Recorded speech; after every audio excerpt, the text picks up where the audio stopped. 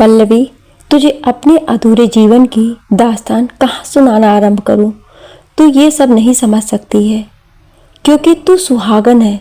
मैं तो सुहागन होकर भी विधवा हूँ। तूने इस संसार को मेरी नज़र से नहीं निहारा है। तुझे अच्छा पति और सास भी अच्छी मिली है। मेरा जीवन उस फोड़े की तरह असहनीय है जिसे फोड़ने से भी दर्द और बिना फोड़े भी दर्द होगा। ये कहते हुए माधवी के अंदर भरा हुआ असहनीय दर्द रूपी लावा फूट पड़ा। माधवी ने अपना पूरा जीवन जिस तरह व्यतीत किया, किसी भी औरत के लिए बहुत ही असहनीय होता है। माधवी का जब जन्म हुआ था तभी से उसने इस संसार ने दुख ही दुख दिए थे। अब तो उसका इन दुखों से जन्म जन्म का नाता हो गया था। दुख तो उसके जीवन में स्वयं के साय की तरह उसके साथ ही रहते थे। उसकी कहानी ही बहुत ही अजीब थी। जब माधवी की माँ सावित्री की शादी होकर आई थी तब उसके ससुराल में उसका स्वागत ढोल नगाड़ों व आरती से किया गया था। सावित्री ने सोचा था कि उसकी ससुराल के सभी लोग बहुत अच्छे हैं और उसका जीवन सुखपूर्वक कट जाएगा। समय बीत रहा था। इसी बीच सावित्री गर्भवती हो गई। उसकी सास ने बहुत खुशियां मनाई। उसकी सास को सबसे अधिक खुशी इस बात की थी कि अब वो दादी बन जाएगी। सावित्री की सास मंदिर में जाती और भगवान से एक पोते के लिए अरदास करती, परंतु भगवान ने तो कुछ और ही लिख रखा था और सावित्री की एक बेटी ने जन्म ले लिया। बेटी के जन्म लेते ही घर की सारी खुशियों का पिटारा टूट गया और सावित्री पर तो मुसीबत का पहाड़ टूट पड़ा। अब उसकी सास उसके साथ जानवरों जैसा व्यवहार करने लगी। उसकी सास का असली चेहरा नजर आने लगा। सावित्री की तकदीर में घोर अंधेरा छाने लगा। अब उससे कोई भी प्यार से बात नहीं करता। उसके पति भी प्यार से बात नहीं करते थे। बेटी का नाम माधवी रखा गया। माधवी की दादी ने उसको कभी भी दो शब्द प्यार के नहीं बोले थे। हमेशा वो उसको डांटती रहती थी। सावित्री दोबारा माँ बनने को हुई। इस बार उसके बच्चे का लिंग चेक करवाया तो लड़की आने पर उसका गर्भपात करवा दिया। ऐसा 2-3 बार हुआ। अब सावित्री ने मां न बनने की कसम उठा ली। माधवी की दादी उसको स्कूल भेजने को तैयार नहीं थी। सावित्री ने बहुत कोशिश करके उसे स्कूल में दाखिला करवाया था। माधवी पढ़ने में सबसे अव्वल आती थी, लेकिन इससे केवल सावित्री को ही खुशी होती थी और कोई भी खुश नहीं होता था। इसी बीच सारे नियम कानून तोड़कर सावित्री के पति की दूसरी शादी कर दी गई, क्योंकि इस परिवार को एक वारिस चाहिए। और अब सावित्री की सौतन और आ गई। सावित्री ने उसे अपनी छोटी बहन मानकर ही उसकी इज्जत की थी। माधवी जैसे जैसे बड़ी हो रही थी उसकी समझ में सब आ रहा था। उसके सामने जब उसकी माँ को बेइज्जत किया जाता उसे बहुत दुख होता था, परंतु वह कुछ नहीं कर सकती थी। सावित्री की सौतन के भी बेटी ने ही जन्म लिया, जिससे उसकी सौतन का भी वही हाल होने लगा। समय का पहिया दौड़ता ही जा रहा था और माधवी 10वीं क्लास में पहुंच गई। उसने अपनी माँ को जो हालत देख रही थी उससे उसने खूब मेहनत की और वह स्कूल में सबसे टॉप पर आई। बाहर के सभी माधवी को बधाइयाँ दे रहे थे, परंतु उसकी दादी बोल रही थी कि क्या करेगी टॉप करके, उसे अंत में घर का चूल्हा ही जलाना है। माधवी ने आगे पढ़ने की बहुत कोशिश की, परंतु नतीजा ढाक के 2 पात वाला ही निकला, अर्थात उसकी पढ़ाई बंद कर दी गई। माधवी की दादी ने उसकी शादी करने की जिद करी। अभी उसकी उम्र 18 साल की भी नहीं हुई थी, परंतु दादी के सामने कोई जबान भी नहीं हिला सकता था और अंत में माधवी की शादी एक 28-30 साल के युवक के साथ कर दी गई। शादी के बाद माधवी पहली बार ससुराल गई। माधवी तो अभी तक शादी का मतलब भी अच्छी तरह से नहीं जानती थी, परंतु उसकी माँ ने बेटी को विदा करते समय शादी व ससुराल के संबंध के विषय में समझाया था। माधवी को ससुराल में आने के बाद एक पल के लिए आराम नहीं मिल सका था, क्योंकि उसको देखने वालों का आना जाना लगा हुआ था। गांव की औरतें उसको देखकर तरह तरह की बातें कर रही थी। एक औरत बोली, विक्रम व इसकी जोड़ी तो नहीं मिलती है। दुल्हन के बापू ने सोचा भी नहीं कि नन्ही सी कोमल जान को किसके हवाले कर रहा हूँ। दूसरी औरत बोली, जरूर पैसा खाया होगा, इस तरह की शादी बिना दलाली के नहीं हो सकती है। इनके बीच में कोई तो होगा जिसने दलाली ली होगी। एक अन्य औरत बोली, हमें क्या लेना है, दुल्हन के बापू की कोई तो मजबूरी रही होगी, नहीं तो कौन निर्दयी अपनी जान को ऐसे हाथों में सौंप देगा। एक औरत और बोली, सुना है इसकी एक सौतेली माँ भी है, घर में उसकी और सास की चलती है, मालूम होता है इसकी सौतेली माँ ने ही दलाली खाई होगी। उन औरतों की बातें सुनकर माधवी व्याकुल हो रही थी। उसने अपने दोनों कान बंद करने की कोशिश करने लगी, परंतु माधवी के मस्तिष्क में उन औरतों की बातें घूम रही थी। वह उन बातों को जितना भूलने की कोशिश करती, वो बातें उतनी याद आती थी। आज माधवी की सुहाग रात थी। उसे सुहाग रात से डर लग रहा था, जबकि हर लड़की अपनी सुहाग रात के सपने देखती है। इसके विपरीत माधवी का दिल व्याकुल हो रहा था। माधवी की एक जिठानी भी थी। वो माधवी को देखकर सोच रही थी कि यदि आज उसके देवर ने इसके साथ सुहाग रात मना ली तो उसका क्या होगा। अतः उसकी जिठानी मेनका आज इन दोनों के बीच में मजबूत दीवार खड़ी करनी चाह रही थी। विक्रम सबसे पहले मेनका के पास एक आज्ञाकारी कुत्ते की तरह दुम हिलाता हुआ गया। वो भूखी शेरनी की तरह उस पर झपट पड़ी और उसे अपने साथ संबंध बनाने को मजबूर कर दिया। विक्रम मना करता रहा, परंतु वो तो पूरी तैयारी करके बैठी थी। उसके बाद मेनका ने जी भरकर शराब पिलाई। जब विक्रम पर नशा हावी हो गया तब वो उसे माधवी के कमरे में लेकर गई और बोली, लो देवरानी, संभालो अपनी अमानत, इसे ठीक से संभाल लेना, मैं चलती हूँ। विक्रम इतने ज़्यादा नशे में था कि वो ठीक तरह से खड़ा भी नहीं हो पा रहा था। माधवी ने उसको सहारा देकर खड़ा करने की बहुत कोशिश की, परंतु वो सफल नहीं हो सकी और विक्रम फर्श पर ही लेट गया। विक्रम के मुंह से शराब की बदबू आ रही थी। माधवी को उल्टी आने लगी थी। उसने अपने ऊपर बहुत कठिनाई से काबू किया और थक कर बिस्तर पर बैठ गई। उसने विक्रम को उठाने के लिए भरसक प्रयत्न किया, परंतु वो सफल नहीं हुई और वो अंत में फर्श पर ही लेटने को मजबूर हो गई। क्योंकि पति फर्श पर लेटा हुआ है, तब वो बिस्तर पर कैसे सो पाती। माधवी को दिन की थकान के कारण मालूम नहीं कब नींद ने अपने आगोश में ले लिया। सुबह होने से पहले ही उसकी आंख खुल गई और वो बहुत ही कठिनाई से खड़ी हुई। उसका पूरा शरीर दर्द से दुख रहा था। जैसे ही उसने दरवाजा खोला, सामने उसकी जिठानी खड़ी हुई मंद मंद मुस्कुरा रही थी, मानो उसको कोई मनचाही जीत मिल गई हो। शायद उसने कोई युद्ध जीत लिया हो। माधवी की जिठानी ने माधवी को अच्छी तरह से देखा और बोली, कैसे हो बहू रानी, कैसी रही ससुराल में पहली रात। माधवी जिठानी के व्यंग से पूर्ण बार जैसे शब्दों को समझ नहीं सकी, क्योंकि उसे क्या मालूम था कि रात के व्यू की रचनाकार यही है। अब प्रतिदिन पहले दिन जैसा ही होता था। विक्रम रात को नशे में मदहोश होकर 12 बजे के बाद आता और आकर फर्श पर लुढ़क जाता। माधवी की जिठानी मेनका अपनी जीत पर खुशी मनाती थी। वह माधवी को पूरे दिन घर के काम में व्यस्त रखती थी। माधवी का पति विक्रम पूरी तरह से उसकी जिठानी मेनका के कब्जे में था। इसकी कहानी भी बहुत ही दिलचस्प है। मेनका बहुत ही सुंदर थी। उसकी सुंदरता के चर्चे उसके पूरे मोहल्ले में होते थे। मेनका ने भी अपनी शादी से पहले बहुत सपने देखे थे, परंतु उसके साथ बहुत बड़ा धोखा हुआ था। जब उसकी सुहाग रात थी, उसका पति आकर पूरी रात सोता रहा, तब उसे बहुत दुख हुआ था। अब तो रोजाना यही होता था।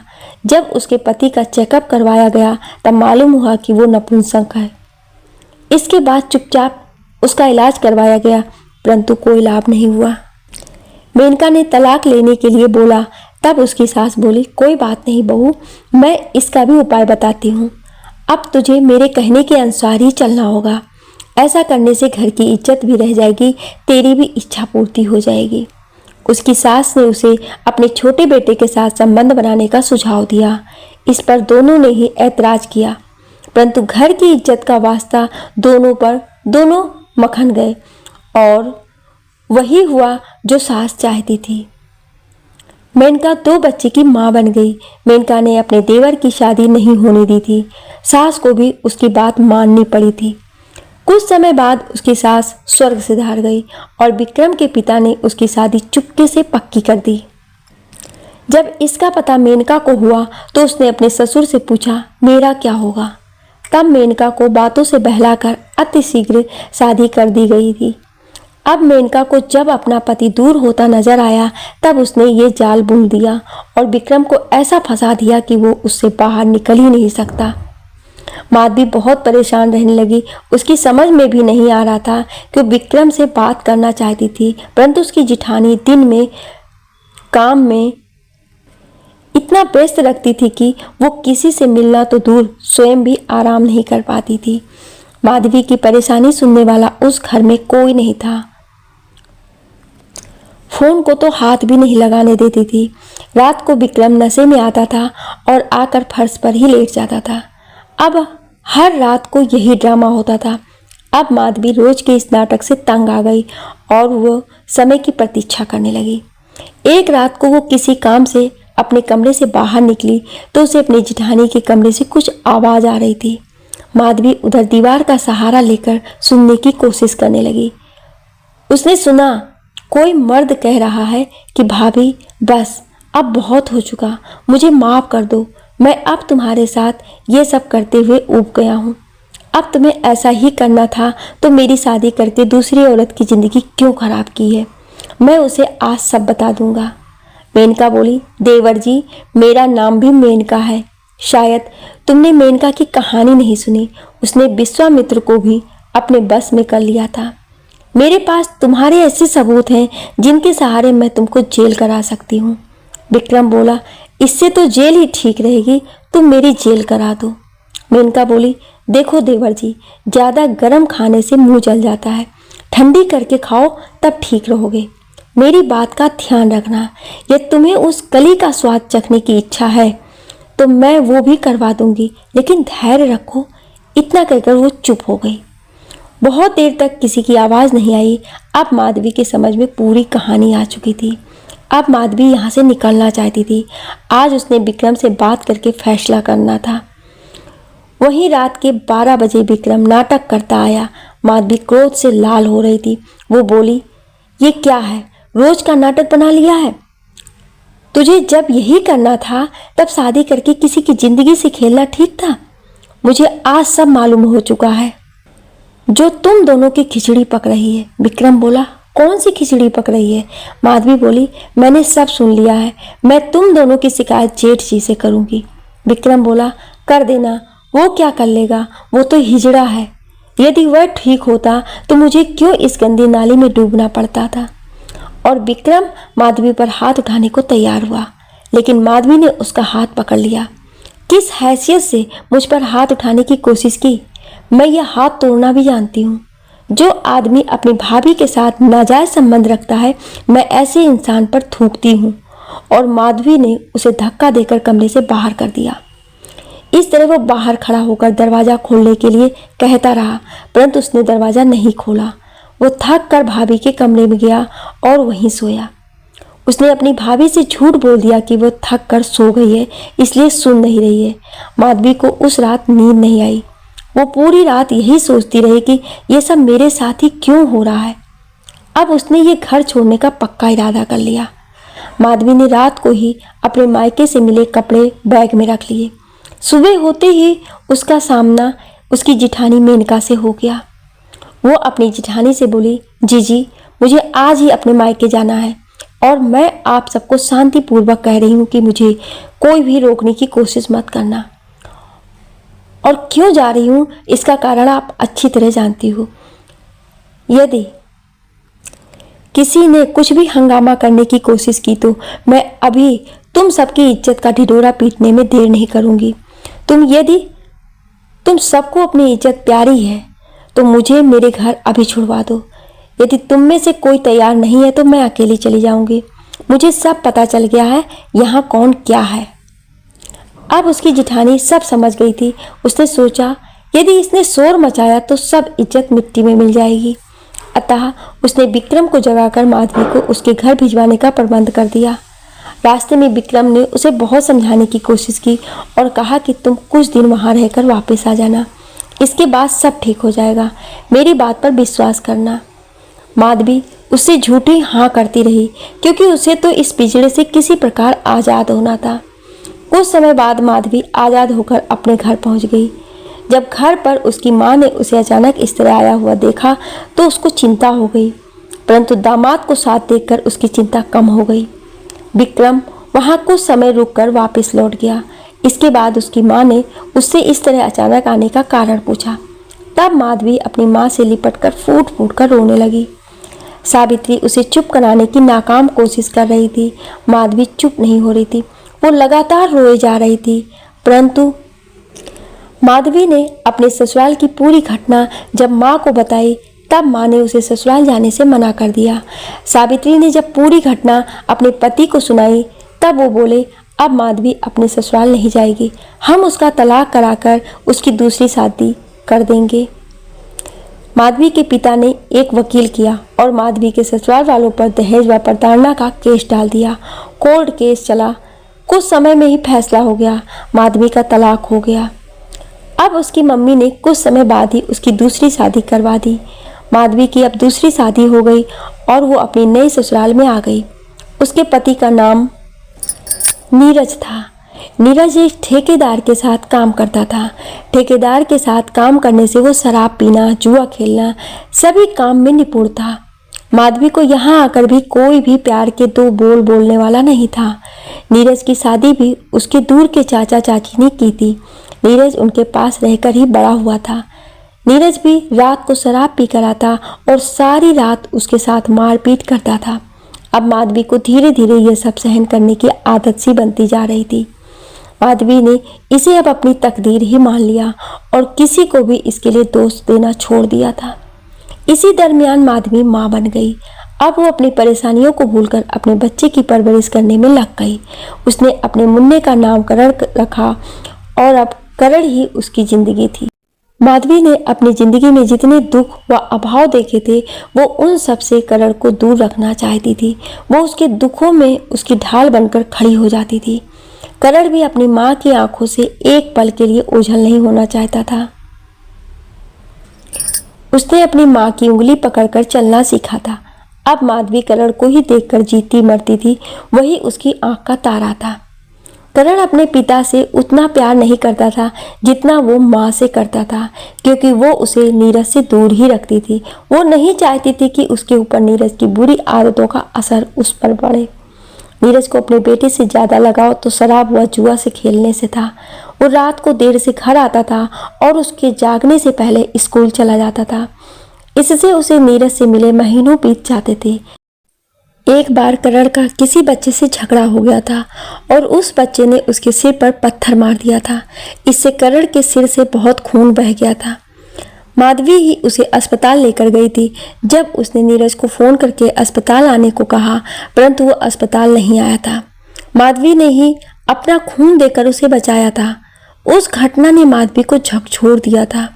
वो सोचने लगी थी कि ये कैसा पिता है कि उसका बेटा अस्पताल में जीवन मौत से लड़ रहा है, परंतु वो शराब के नशे में मस्त है।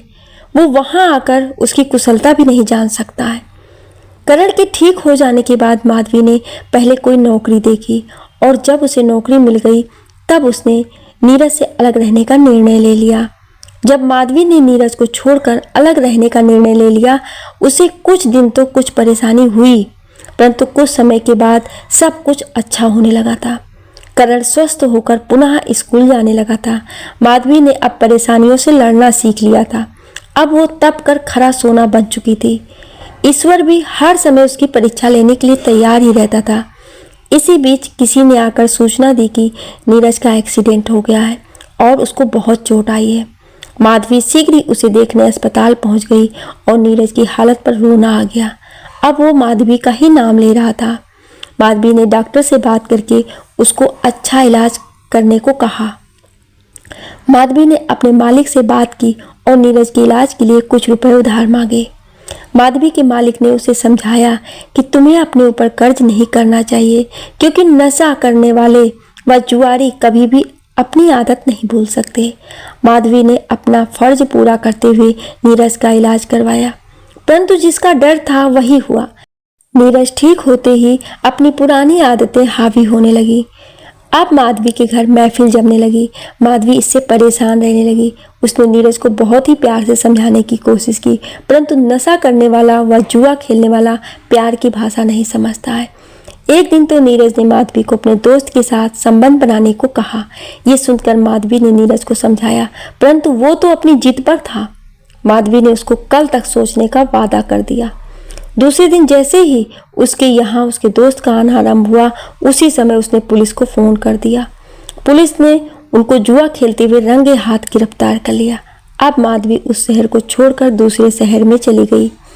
वहां पर उसकी मुलाकात अपने स्कूल की सहेली पल्लवी से हुई।